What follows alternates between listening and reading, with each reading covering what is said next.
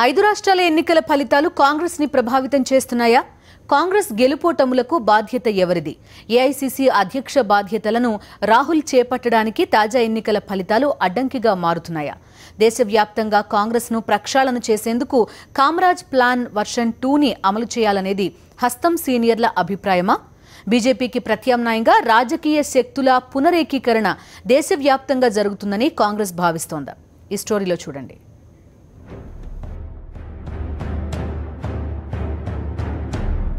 ఐదు రాష్ట్రాల అసెంబ్లీ ఎన్నికల ఫలితాలు తమ పార్టీనే కాదు దేశ రాజకీయాలనే ప్రభావితం చేస్తాయంటున్నారు కాంగ్రెస్ నేతలు.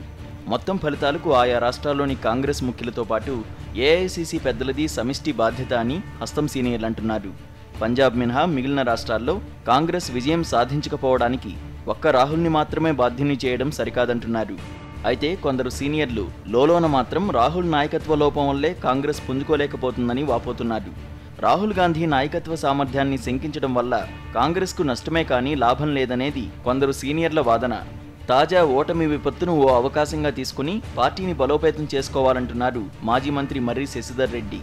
కాంగ్రెస్ను ప్రక్షాళన చేయాలని ఏళ్ల తరబడి ఏఐసీసీలో పాతుకుపోయిన వారిని పార్టీ పదవుల నుంచి తప్పించాలంటూ శశిధర్ రెడ్డి ఏకంగా రాహుల్ గాంధీకే లేఖ రాశారు.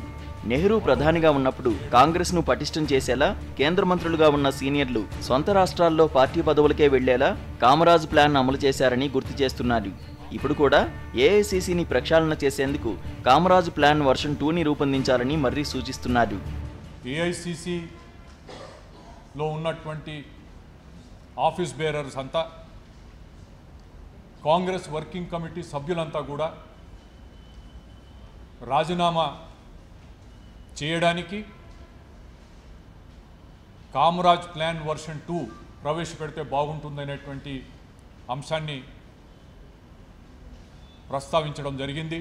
చాలా కాలంగా ఉన్నటువంటి ముఖాలు కాకుండా కొత్త వారికి అవకాశం ఇస్తూ యువకులకు అనుభవం కలిగినటువంటి వారికి వారి కెపాసిటీస్ను బట్టి ఏఐసీసీని మళ్ళీ రీవ్యాంప్ చేస్తే బాగుంటుందనేటువంటి సూచన చేయడం జరిగింది.